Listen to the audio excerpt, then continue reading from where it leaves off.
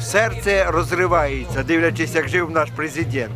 The whole wealth of Ukraine was It's stolen money. Yeah, it's all almost all here.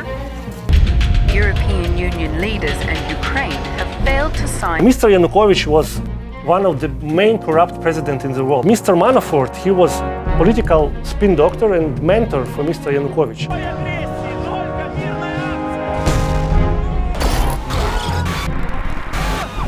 In the Ukrainian territory of Crimea, Putin used disinformation, outright lies, as a weapon.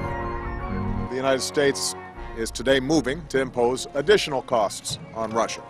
Every president since Harry Truman has looked toward a Europe whole, free, and at peace. Do you want to continue the politics of sanctions that are damaging of both economy? I believe I would get along very nicely with Putin, okay? I don't think you'd need the sanctions. NATO's obsolete. Now, I'm not an expert on NATO, but I have a lot of common sense. I have great business sense. America went even more into the red, especially in the heartland in 2016. A lot of problems for Hillary Clinton. The defendants posed as politically and socially active Americans, advocating for and against particular candidates. It's very significant, not just that Bob Mueller puts the date, July 27th, in the indictment, but even the time.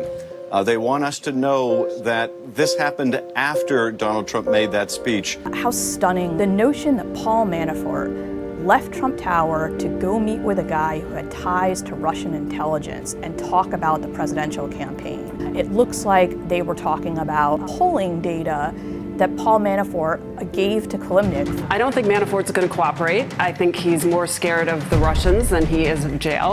The Russians micro-targeted American voters. And the fact that Trump won the Electoral College with only very narrow margins of victory, totaling some 80,000 votes, in Pennsylvania, Michigan, and Wisconsin, I have concluded that Hillary Clinton would almost certainly have won the Electoral College if there had been no Russian intervention.